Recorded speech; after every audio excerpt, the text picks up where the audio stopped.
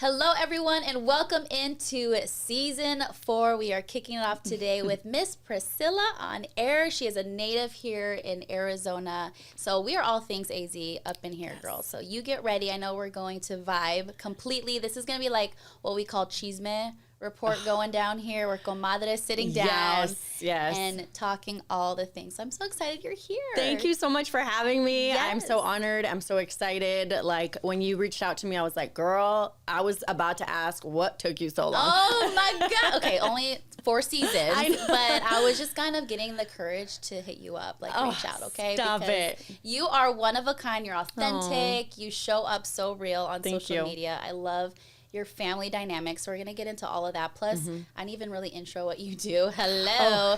For the people that don't know, Miss Priscilla on air is exactly that. She's the host of Mix 96.9 Morning Show for about, 12 years? About 10 years? Ooh, girl, I've been on Mix since 2011. So, yeah, 12 years. Yeah, 12 Long years. time. But not as a host, because I had to, work my way up. She had to climb, y'all, and it's going to be such a great story. I can't wait to get into that. But also, you have started a nonprofit organization. I did. So we'll talk a little bit about that. But first, let's get to know you a little better. Okay, let's do it. I have a game that I play with my guests. All right, okay? I'm here for it. And it's called, I finally named it. It's called Fill in the Blank. Okay. Pretty easy. I'm going to ask you some questions, and then, you just, whatever comes out first. Okay. Okay? So number 1, my first question is, my dream job growing up was? I wanted to be a doctor, which is wild. What? Girl, the attention span I don't have to be a doctor. The schooling, I know. I was like, the second I knew I had to be smart, I was like, never mind. Oh, wait, save lives. Yeah. I was like, no, thank you. Why? Did you watch a lot of novelas or? You know what? I don't know. I just thought here's the thing. I always have had a desire to help people. And when you're young, you don't really know different ways that you can help people. And so you think, oh, doctors help people. So I want to be a doctor. So that's kind of what initially attracted me to it. I had that dream until I was in high school, and then I was like, JK. You're like, nah. Never mind. I'm good. I don't think I could do it just because the blood. Then, then that part, I was like, I'm too squirmish. No, I'm not about that. Just none of the insides open, please. Okay, second question starts with blank is my favorite spot to eat in the Valley. My mama's house. Oh, so good. Where she live? Where do we go? I know. You know what's so funny is I get asked that a lot. What's your favorite Mexican restaurant? Obviously, I get asked all that. And I was like, it's so hard for me to pick because my mom is legit authentic Mexican food, from Sonora. And I was like, I grew up with it. I can't compare. There are close seconds, but my mama's house is the best. From Nogales, right? She's from Nogales, my family is too. Really? My nana. Yeah, we used to go back. I mean, it's my second home. So loved it, yeah. Does she cater holiday parties by chance? Right. We're looking having for a State 48 holiday party. She Tamales. wants to Let's get a dozen. I know. Well, let me see. I would like to be on your tamale list if she does make them, though. I'm looking for a list to join. Okay. Because her tamales are bomb. We don't sell ours. Yeah. We're stingy. My mom doesn't sell hers either, but maybe I'll make Lisa, I thought we were family. I don't know. They're very strict. We're doing them this Sunday. So if you're watching this episode, backtrack a month or so. Yeah. But we make them obviously for Christmas. We're making them this Sunday. It's the whole thing. Get the comadres, all the ladies together. And it's just, and I'm bringing my daughter. So it's now girl. it's, I know. So special. I know. My mom's stingy in the sense where she's like, es mucho trabajo. It's too much work. She's like, ain't no money worth the work you put into. That's how my nana is. She's like, these tamales are for us. We put our blood, sweat, and tears in here. And it's just for the well, I'm sorry, Nick. I might bring y'all some. I'll bring you some. I'm saying we don't sell. We're not out there in the world. I'm willing to purchase or just be gifted. I will be gifted tamales, no problem. You get it because, you know what they say about Mexicans? Their favorite thing to unwrap at Christmas time is a tamal. Yeah, we should actually make shirts. I'm so sorry I didn't bring that up in our creative meeting. We should make the male season State 48 shirts. Yeah. That's a great idea. Is it? We still have time. No, we don't. No, we don't right now. I love it. Again, this is probably launching in January, so people are older. I know. Yeah. Next year. For this next year, right? Okay. Yeah, next year T-shirt club, December should be tamale based, yes. That'd be dope. Can I have my signature at the bottom? Sure. Thanks. Okay. Well, we have to use your family tamale picture. I'll send it to you on Sunday. Deal. Okay. Tangent number 1 is going to happen I love it. Okay. Question number 3. We're only to 3, y'all. My secret talent is? Oh my gosh. My secret talent. I guess it's not a secret, but like I don't think a lot of people know about me is that I'm super passionate about skincare, and I'm actually a licensed esthetician. She went from doctor. I did. And so during the pandemic, I was in radio, and you know, things really slowed down for everybody, and I had a lot of free time. Yeah. So I was like, I'm going to go to school. And I went to school to be an esthetician because I love skincare so much. Like 10 out of 10 love it so much.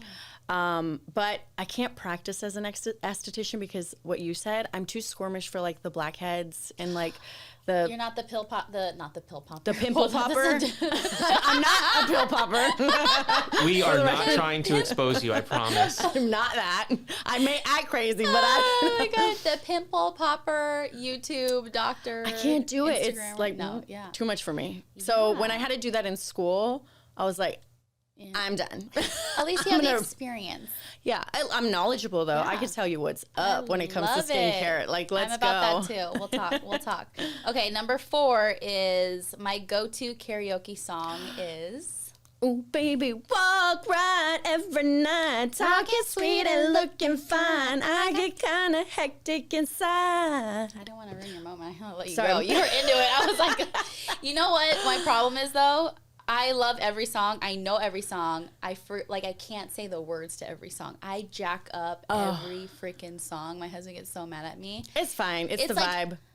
It could be like the most well-known song, like Sweet Home Alabama. I'll find a way to jack that. Y'all, Sweet Home Arizona. So when you were singing right now, I was like, I just got to stop because this is your moment. No. Fantasy, Mariah Carey. So good. Favorite song. In fact, I love karaoke so much. Just a couple weeks ago, are you ready for this? I had, so I'm infamous for my girls' nights. Like, I love having my girls over. Yeah, we're invited next time. You are invited. I mean, me, not you. Yeah. I love a good theme too. And me and my girlfriends have been kind of going through a sad girl season. So Who hurt you? So we had a Who Hurt You holiday party. Are you ready for this?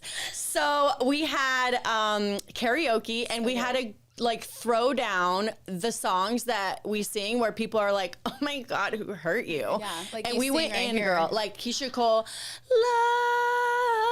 love, never knew what we were going in. It was so fun. I so love that 10-10 so recommend. I love that. Who hurt you? Who hurt you? What would be your Who Hurt You song, Nick? You don't have to sing it, please. I don't know. I mean, it's probably going to be like some sort of emo band. Yeah. Like Brand like New. Beyond. Are you familiar with Brand New by chance? Yeah, of course. No, you're not. Yeah, I am. Are you really? Yes, I freaking am.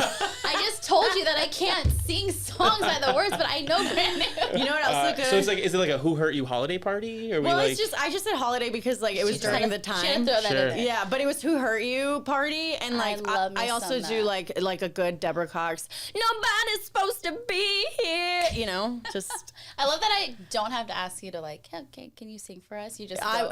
You just went for it. Like most people are like, no, you don't sing. Like, you're like, let me show you these vocals right now. For the record, in the dictionary, when you see the word extra or too much, like you'll see this face. That face right here. So, that beautiful skincare loving face.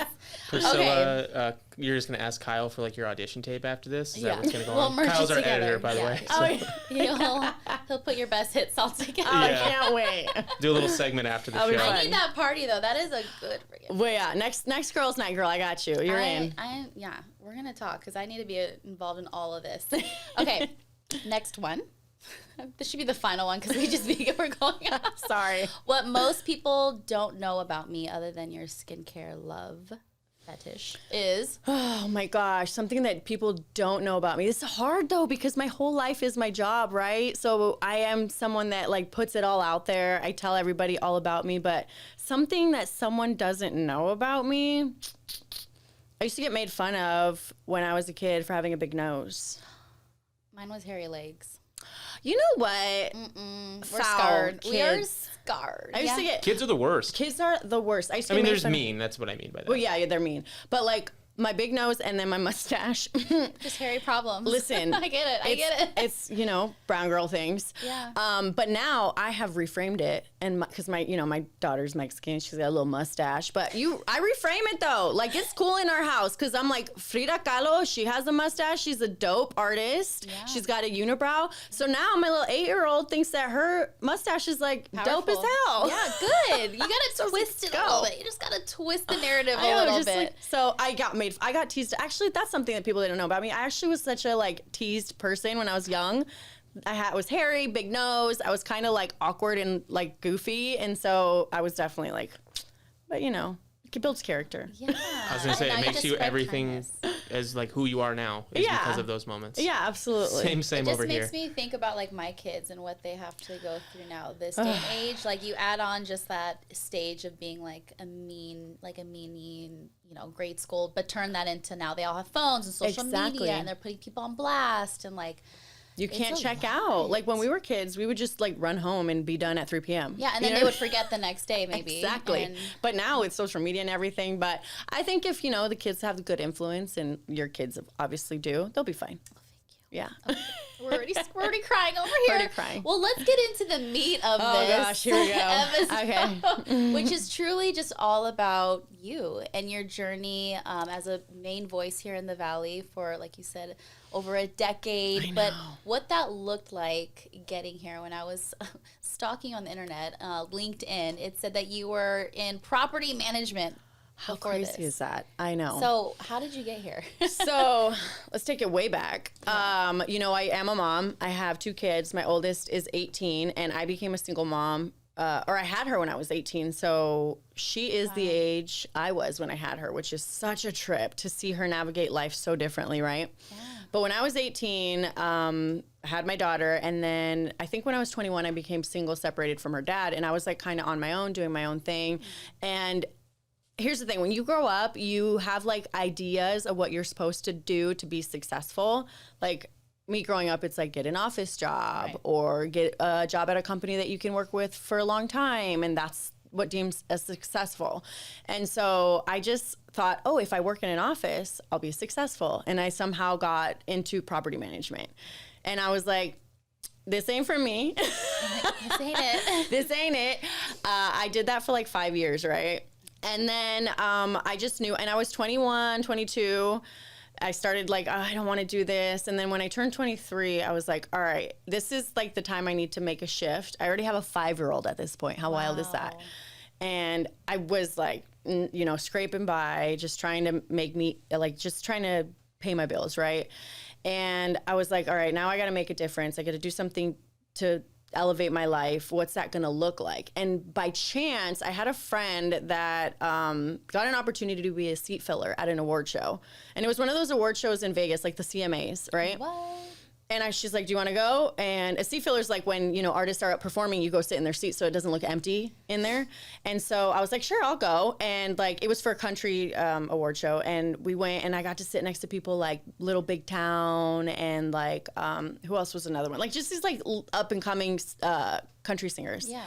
And the whole experience was so cool to me. I was like, this like element of entertainment, broadcasting, all of it is so awesome. I want to be a part of it.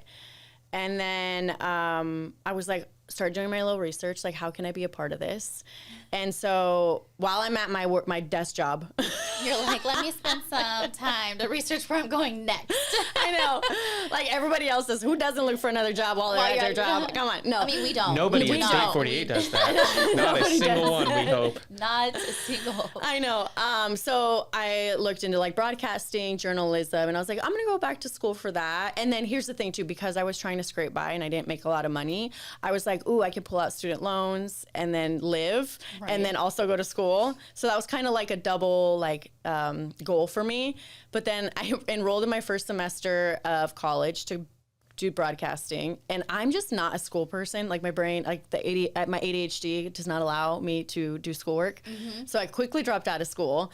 And then I saw that iHeartMedia was hiring for like a promotions person, which are these people that go to events and just pop up tents, pop up speakers, pop up all the equipment, and then just like sit there and watch what's going on.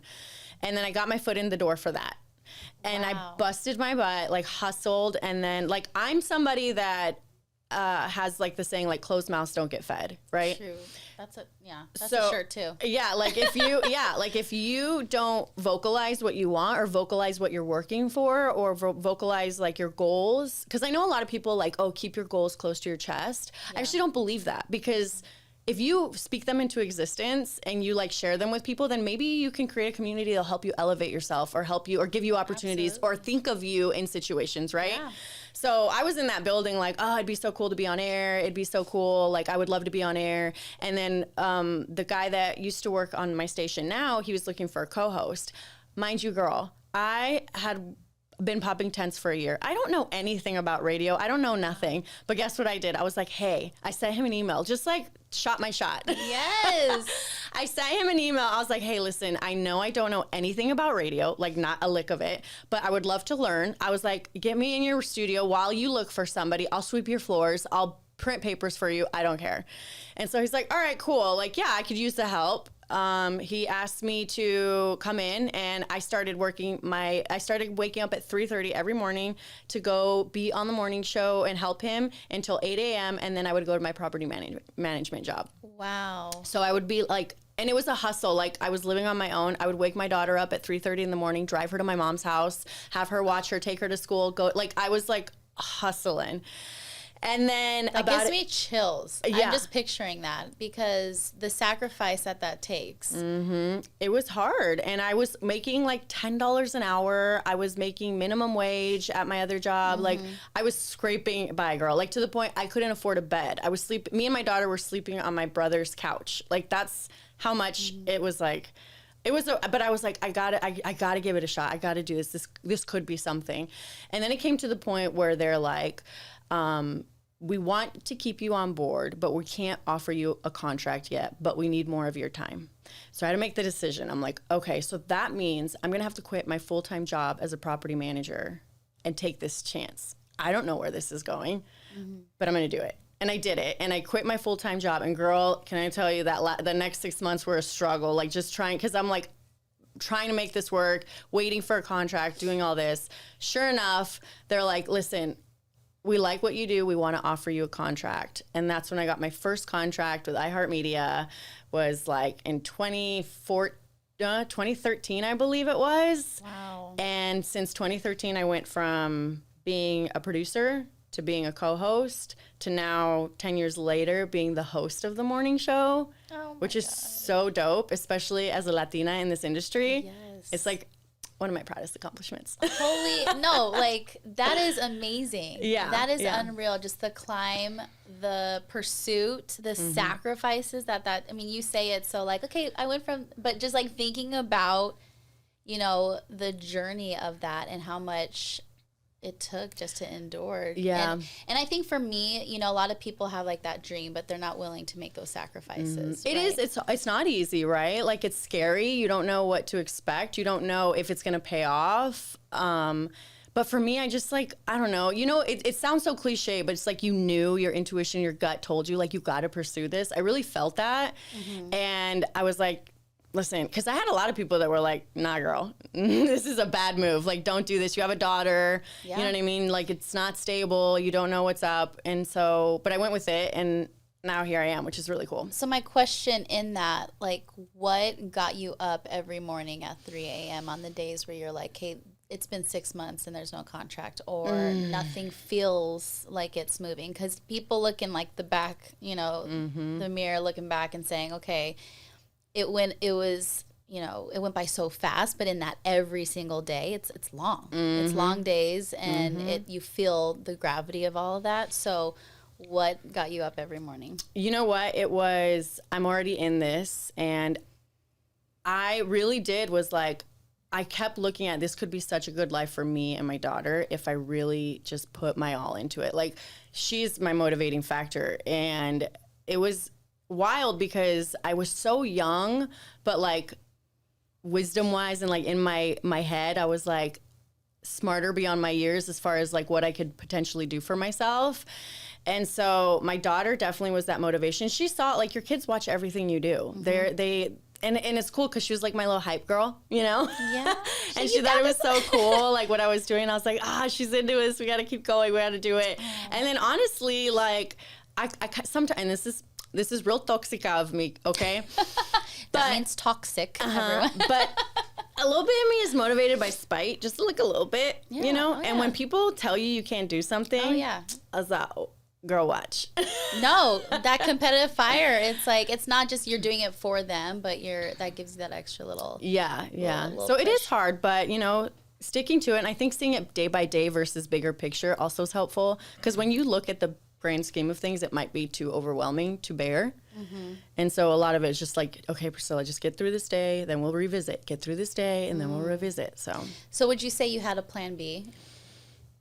No, I didn't. There you go. And that's probably part of the reason why I needed to make it work.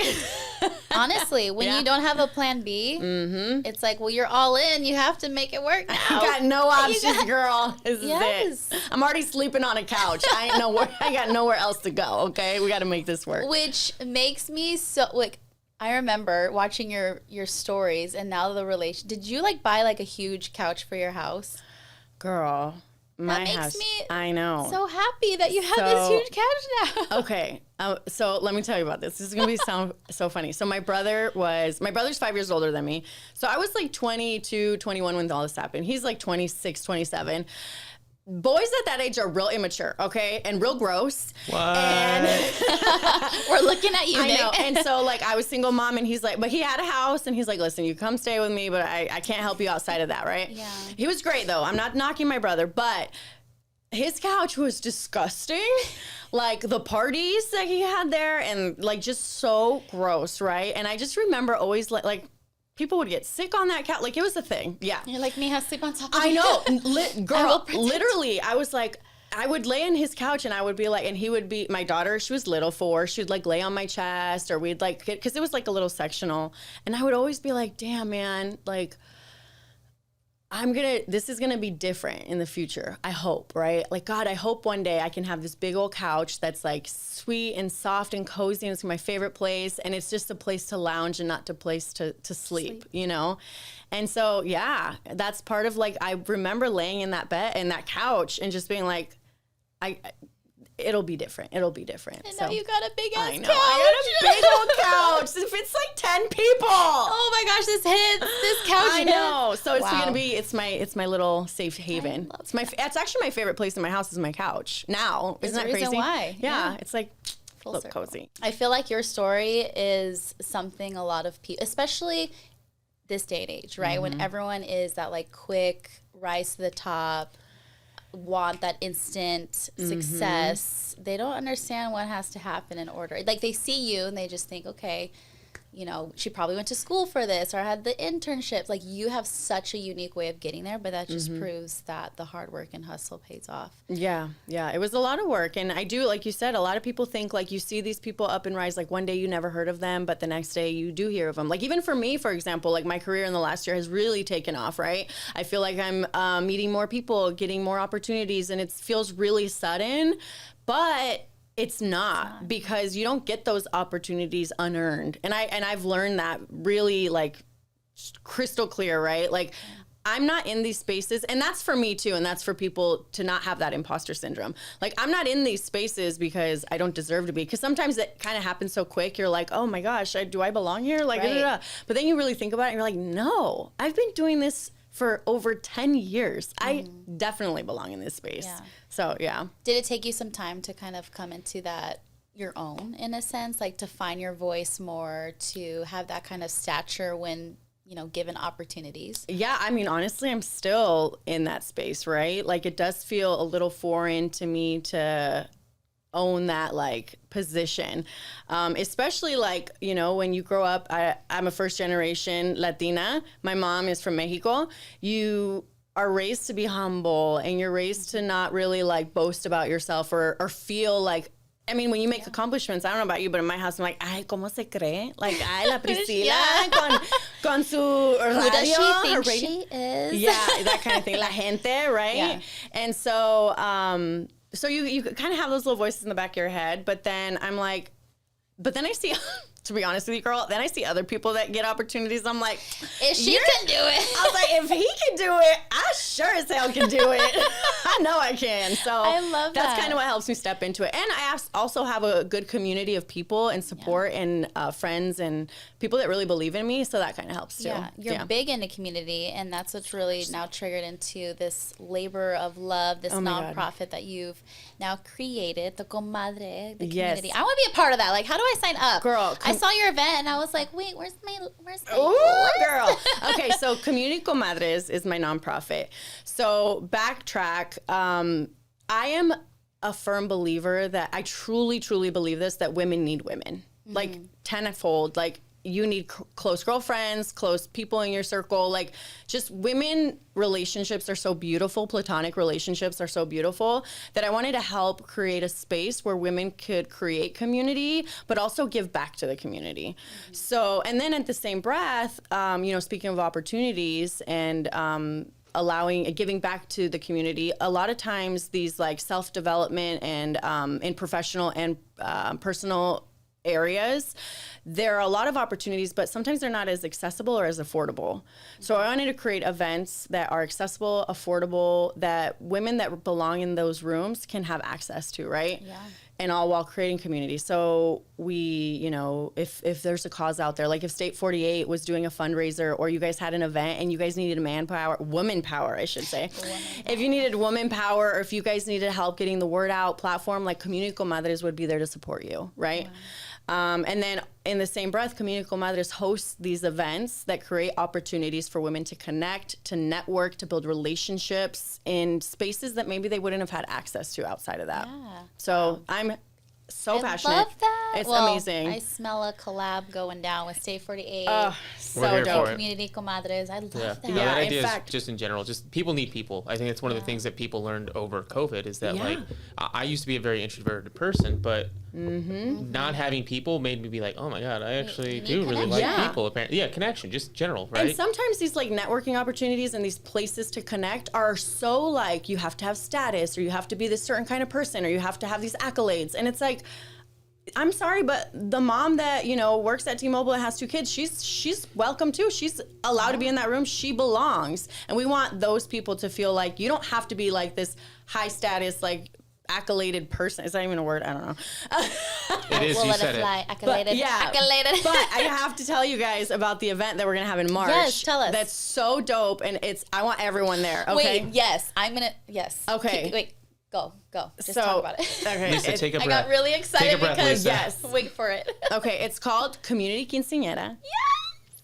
Ow! So it's going to be our inaugural gala. It's going to be 21 plus. It's going to be co-ed, obviously. And basically, it's going to be all the things of a quinceañera that you love. It's going to be a full seated dinner. It's going to be fancy dresses. Okay. It's going to be todo el baile, the dance, the mariachi, the folklorico dancers. So you're going to have the song. Okay. So here's my quinceañera. Yes. So here's the great part about it too, is that we're going to, through a nomination process, select a quinceañera that has, adverse things happening in her life, that maybe didn't have the opportunity to have the rite of passage event. We're going to nominate her. She's going to be our guest of honor at the quinceañera, and we're going to deck her out with a quinceañera dress. She's going to bring her court, all that, and then we're going to gift her with a $5,000 scholarship to pursue higher education. That is so amazing. That's amazing. Yeah. So, I love this. And it's going to be at Eduardo's reception hall, so it's going to be real quinceañera. Yes. It's going to be like 400 people. Here's the great thing is the ticket pricing is accessible. We're making $100 a ticket for the full experience, and your ticket cost will literally go to fund the quinceañera. I'm there. We're there. It's going to be so fun. Co-ed, bring your date. Get spicy. Yes. Let's have some fun. Fun fact, my side hustle used to be choreographing quinceañera dances. Girl. And then the surprise dance to Usher, boots with the fur. I did it all. I love Nick is dying right now. We're going to have to have a Comadre surprise dance. We're going to need some of that footage my too, Lisa. surprise dance, of course, we did the very traditional waltz. My chambelán is my husband. He was my, Stop. And then we danced to Suavemente, duh. Suavemente, Yeah. bésame. That is like so nostalgic for me, and I know. love it. Like the whole tradition. You remember, Azteca Bridal that's actually closing. Girl, my heart broke. Yeah. Got my quinceañera. Well, I had to wear my sister's hand-me-down quinceañera dress, but we won't talk about that. And I got my wedding dress. We won't talk about that trauma. I know. What if I'm like, I don't fit in her dress. I was like the stepsister that like. just buy yourself a new one? I should buy See, my. Just you like should go you- into the quinceañera in a new dress. That's what I'm saying. Like you have you're an adult now. You just use adult money for things like that. That's There you go, very girl. true. Or We I talked use my about Lego earlier. adult That's where I'm at. money You know what I mean? to go to this Yeah, gala. I know. We're gonna use both words Yeah. because we don't know. I know, we gala don't know gala. words. We think both it's speak data data. professionally. It's fine. Data, same thing. Yeah. I'm so- always like, I speak professionally, but sometimes I like jack up just normal words, sentences, Same. thoughts. I don't know. It's what all a happens. mess up in here. It's but a mess up in yeah, here. but the community quinceañera, I we're can't very wait. excited. It's going to That's be so beautiful. amazing. March 8th. Save the date. March 8th, got it. Yeah. Registered. It's gonna be fun. We'll be a part of it in some way. We'll find a way to be there. We're gonna bust through. Yeah, no, you guys are going to be there. I'm already telling you, you are. Okay, cool. We're You don't have invited. an option. Noted. It's like the MTV show Sweet 16. Remember when they would like send the invite, like Girl, a butterfly yes. would come out, or Yes. like a marching band would be at your door. You're invited. You're invited. You have to think of something big now, like that. For the well, we invite.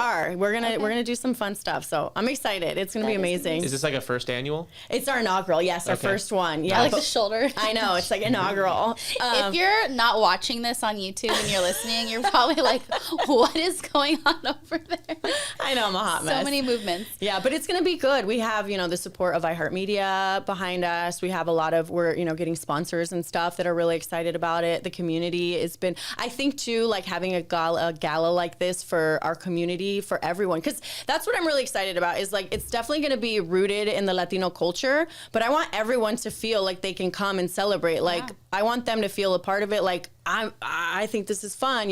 All backgrounds, all cultures, like y'all are invited to the carne asada. It's Okay. so good. It's I it's appreciate great that. exposure. I've never been invited to a quinceañera. You haven't? I have not. You are No. in for a Just surprise. there. wait. We could get my VHS and we can watch it so you're prepared before we go to this. Please, please. Wait, have you ever been invited to any like Mexican carne asada party? Like Yeah, right? Maybe. like kickback? Yeah, like a like a little bit. Nothing like huge or big or anything Oh, like that. it's- But He's in for a treat. I'm down. You're gonna have a good ass time. It's gonna be Oh fun. my Deal. gosh. Who's catering?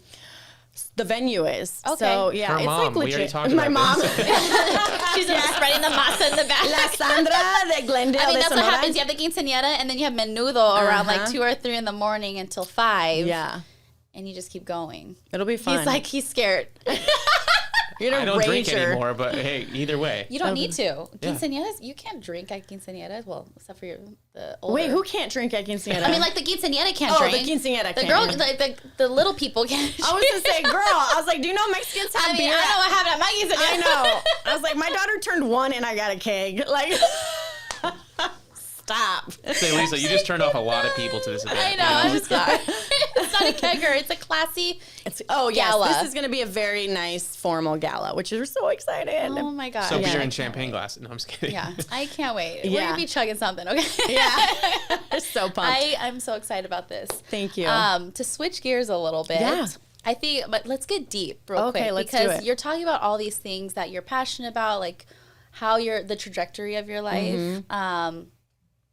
What do you feel is your purpose? Because I feel like that little girl who wanted to help people, you still are finding a way to do all that in all these different vehicles. Does that make sense? Yeah, no, absolutely. I'm very driven by my inner child. My inner niña is what I like to call her. Yeah. I am my purpose, if I had to put it down, is literally, I know it's just community. That's my key word is like, I feel that as the human species, we need people. You know what I mean? As much as, some of us are introverts and some of us need our space, I think to thrive in life, having a good, solid group of people is important. I didn't really have that growing up. So my mom is so a little backstory about me. My mom was born in Nogales, Sonora, right? And my brother was born in Nogales, Sonora. But then she came here on a visa and she had me.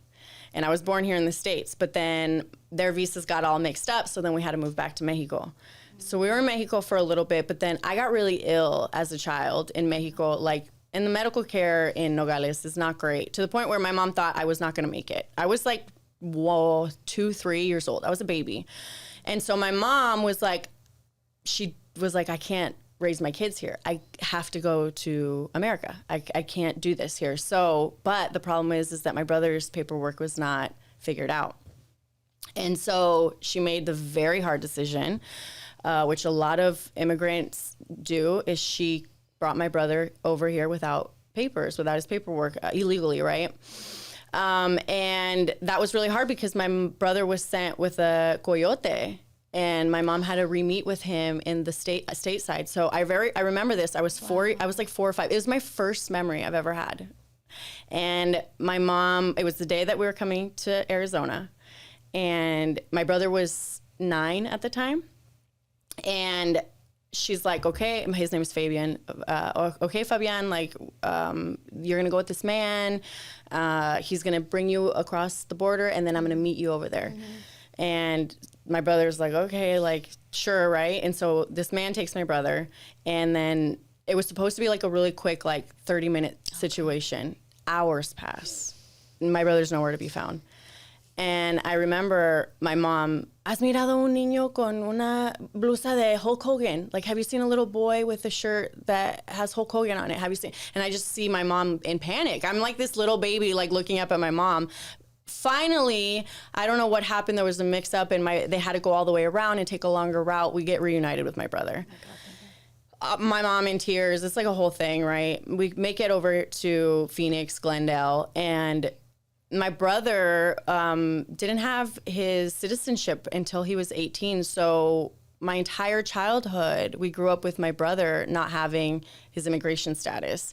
So it was very scary, because when you're in that situation, your biggest fear is getting deported, or your child getting deported, right? So our family was very separated from people. Like my mom, straight-laced, don't break any rules, don't, invite too many people to your house, like don't get too into the community, because you never know who can turn you in, who can, cause an issue. So that felt a little isolating too, especially for my brother too. It was probably hard for him, and being, seeing him grow up that way was really hard too. So I think that's something that I'd always missed as a kid, is not having that big community of my mom having girlfriends, or like the tias coming over. Like we would always go to them, but then we'd have to leave my brother in Arizona because no podía cruzar, like he couldn't cross, So I think I just always knew I wanted to build that, community and that safe space, and that ability to lean on people, because I didn't have that as much growing up. So, Wow. That is a super impactful story. Yeah, and that's a lot of what drives me too, is I can't imagine having 2 kids and crossing an international border with 2 children at such a young age. And for me to know that about my mom and not do something with it, it would be a waste. I'm like, she literally did all that. I'm about to show her why she did that. I'm going to show her, this is por esto vine a Arizona. Yeah. Para mis niños que pueden hacer esto. Like for my kids to do this. I want my mom to look back and be like, all right, I made the right decision. So that's a lot of what. Girl, you got me a tear. No, I'm not gonna lie, I'm almost crying over here. That's great. Shit. That's awesome, though. Seriously. Yeah, it's a motivate. I mean, think about it. Like my mom, man. And that's why we can get on a whole other podcast. It's just a different, people move at a different beat with that on the line, right? And my mom works heavily with a lot of immigrant families in Guadalupe, and that's all I grew up was, during lockdowns with SB 1070 and you name it, the dynamics, and we won't get too political here, but I just see them, have a different type of hunger, and the things that stop other people, the roadblocks, it's okay, well, I'll find a way to get over that. I'm going to find a way, your mom finding a way. And I, as a mother and having, kids at that similar age, and you can relate, having to send your kid, with someone you don't know, with so many different things that could happen. And it's that trust and that faith that it's going to be okay. It's going to work out for the better good of your future. Well, that's the thing is you have to realize how hard it was where she was at, that she was willing to do that. You know what I mean? If that situation to send your son with someone is better than what the situation you're in, that says a lot, right? And so, like, I mean, we grew up in El Cerro, which is these like little like concrete carved in, like, not even houses, just like block buildings into a mountain, no running water. We had to like, you know what I mean? Like, it was like, and my mom's like, no, I'm not doing this. And to have that like switch is just so beautiful. And so I've always carried that with me. And it's like, she left all that. She went in and she built a life here. Like, I'm going to make it worth it for her. Yeah. So beautiful. It's the follow through too, right? Like knowing that, Yeah. but she still had to follow through with it. And exactly. Like, and I'm probably like, even more terrifying. I'm like, I'm over here complaining about perspective. Like, yeah, that's why I always have perspective, and that's one gift that my mom gave me that I'm so happy. Like, I get it. Like, everyone has their trials and tribulations at work, especially in the industry I'm in, like in radio and TV. Like, people get real emotional and heated and hot, and I always like settle. I was like, y'all, we're talking about Taylor Swift as a job. Like, settle down. Like, simmer. Yeah, I'm like, there are mothers crossing with their kids, like my mom did, and you're over here fired up about this. Like, so you want to talk about who hurt you? You know what I mean? Exactly. That's another balance. I know. No, it's like, it's choose your heart. It's like really, truly, your heart could look so different. We literally just had our staff meeting. And we were talking about, like, I locked my keys in my car this morning. I'm kicking the dirt. I'm like stressed out. And then you have that perspective shift. Okay, my kids are healthy. They're at school. Yeah. You know, running water. You know, like living in a home where they didn't have those functionalities. Just perspective is everything. I know. It's so funny because my water heater went out last week and we didn't have water for like 2 days. And my kids, oh my God, like, forget it, right? And I was like, this is like Nogales, okay? Like, stop. Let me show you how it's done. It was so funny, yeah. But it's perspective for sure. It's a beautiful thing, and I know adversity. No one wants adversity, right? But it molds you. It makes you who you are. It gives you perspective, and it is a beautiful thing. So yeah. Well, we've hit on so much already. I feel like this podcast would be like 2 hours. I'm sorry. Talk. No, but let's stay on family. Okay. You're talking about that, and then shift into what I love to see you show up as, why I stay tuned into your, Instagram show that you do. I love it. It's so relatable, but it's, being a mom, a wife now as well, and just how that's shifted from an 18-year-old, who had a baby, trying to figure out life, to now, your family's complete. Speaking of perspective, that is a big thing that my perspective always lies with my family, my little unit. And that's where you always get that's my heart, right? My little sweet spot right there. Like I just shared with you how I grew up. I also didn't really have a safe home. Like my parents, my mom married my stepdad, who I love very dearly, but he wasn't great for us growing up. My mom and him didn't have the greatest marriage, so I didn't feel as safe emotionally, in my home. And so I always knew, like, I want to create that safe space for my family, or when I get older. And I did have my daughter very young, and I have a lot of, like, coulda, woulda, shouldas with that, because we grew up together. But I think I've been ironing it out along the way, and she's a really great kid. And then, I met my husband, and then we had a daughter together. And I take so much pride in, like, the health of my family, as far as, like, I know it sounds so corny, and I know sometimes I almost feel a little, like, hesitant to share, because people always say, like, social media is fake and social media is not authentic, and, like, you're only seeing, like, a window. But, like, truly in my heart of heart, like as authentic as I can be, like, my family's the shit, like, the bomb. Like, I love my little unit, and we've worked really hard to create such a safe, happy, loving space, and I'm, like, really proud of that. I love that. Yeah, and it's really cool, and I have a husband that kind of, like, vibes with that too. And, like, I've been with Homeboy for, like, 10 years, and he's still... Homeboy. I call him Homeboy. We've been rocking with Homeboy. I've been with him for over 10 years, and, like, legit, I'm not even, like, saying this to be, like, cheesy. He's still, like, the cutest boy in the room to me. Like, he still gives me the butterflies. Okay, how'd you guys meet? Oh, my... Okay, this is why I think our story is so crazy, like, so fair. Are you ready for this? Yes. I love love stories. This is actually my favorite story to tell. I'm ready. It's so fun. Okay, so... I had a friend that was having a bachelorette party, and she invited me to go. And here's, like, the why fate is why it happened. This friend I met through the radio station, and it was his fiance, right? And so her and I became friends. Okay. And so she was having her bachelorette party. She's like, hey, I'm going to Vegas. Like, if you want to come, like, let's roll through, da, da, da. And I didn't really know a lot of the girls. It was just more like, okay, fine, I'll go. Like, you're fine, blah, blah. Go to Vegas.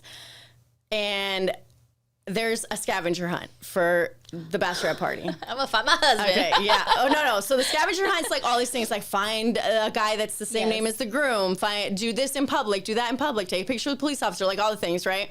One of the things on the scavenger hunt was find a guy wearing a bow tie. And for some reason, I don't know why, it was like the number one points, right? And I was real competitive. I was like, I'm gonna win, right? And so You're running down the strip. okay, so we get this scavenger hunt before we even leave Phoenix, right? Okay. So we get to our hotel. Yo, it is so trashed. It's like the cockroaches, like there's glass broken and duct tape. Are you like, off the strip? So it was like it was like Old Town Vegas, right? And my clatchet behind, I'm bougie as hell. I was like, I'm not staying here.